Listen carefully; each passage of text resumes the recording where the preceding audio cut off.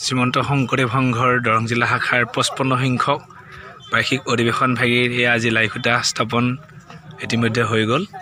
শ্ৰীমন্ত শংকৰদেৱ সংঘৰ ঔতলা আঞ্চলিক শাখাত আতিথ্যত বৰ্ণাঢ্য কাৰ্যসূচীৰে অনুষ্ঠিত হ'ব 55 সংখ্যক বাৰ্ষিক অধিৱেশন নীলকান্ত বৰা সমন্বয় ক্ষেত্ৰ ঔতলাত।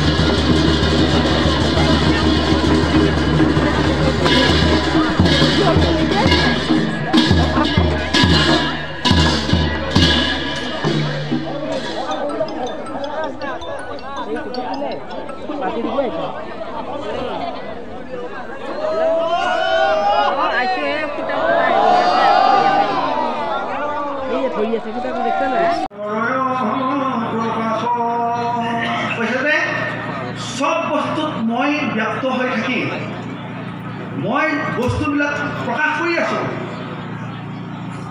হেন মুখ বিচাৰিবে সাধুৰ সংগত জ্ঞান বিজ্ঞানত হৈবে এতিয়া কথাটো হৈছে কি কৈছে যে সাধুৰ সংগত যেতিয়া ইজনে সিজনক লগ পাব, ইজনে সিজনক ভক্তি কৰিব, মোৰ নাম গাব, তেতিয়াহে মোক তাতে পাব। এইটো কথা আচলতে আমাৰ বিজ্ঞানৰ এটা তত্ত্ব আছে, যেনেকৈ উত্তৰ আৰু দক্ষিণ মেৰু বিপৰীত ধৰ্মী মেৰুৰ মাজত আকৰ্ষণ হয়, আমাৰ আধ্যাত্মিক দিশত হ'ল সমধৰ্মী মেৰুৰ মাজত আকৰ্ষণ। এইটো হ'ল তত্ত্ব, আৰু সেই তত্ত্বৰ ফলস্বৰূপে পৰমব্ৰহ্ম ভকতে তেতিয়াই মানে কৈছে যে ভকতে ভকতৰ লগত যি মোৰ আলাপ কৰিব, মোৰ নাম গুণ গাব, তেতিয়াই মই তাত প্ৰকাশ হওঁ। কিন্তু কেনেকুৱা ভকতৰ লগত কৰিব লাগে সেইটো কিন্তু কথা আছে।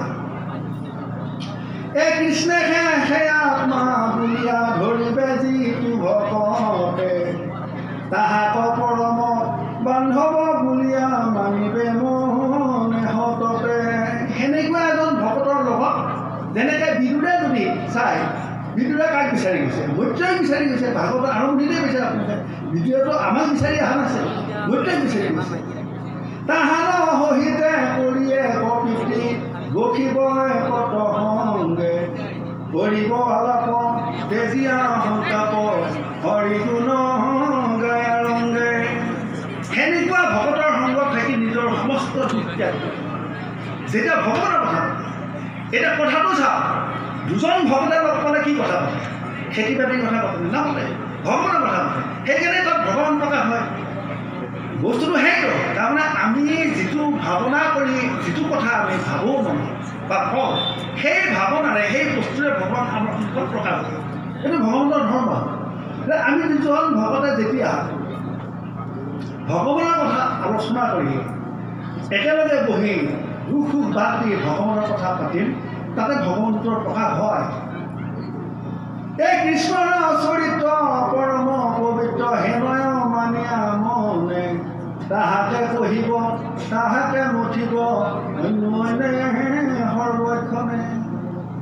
এইটো হ'ল কথা। এতিয়া চাওক, তেখেতসকলে তেওঁলোকৰ আঞ্চলিক শাখাত যি অধিৱেশন হৈছিল, সেই অধিৱেশন সফল কৰিবৰ কাৰণে কৰিবলগীয়া কিছুমান কাম তেওঁলোকে কৰিছিল। গতিকে আপোনালোকে আদৰণি সমিতিৰ সভাপতি, কাৰ্যকৰী সভাপতি, সম্পাদক কৰ্মীকে যিখিনি মূল বিষয়ববীয়া, এই মূল বিষয়ববীয়াখিনি এতিয়াৰ সজাগ আৰু সততে থাকিব লাগিব। তেওঁলোকে প্ৰতিখন উপসমিতিক সময় দিব লাগিব, প্ৰতিখন উপসমিতিক বিভিন্ন কামৰ কাৰণে উৎসাহ আৰু প্ৰেৰণা যোগাব লাগিব।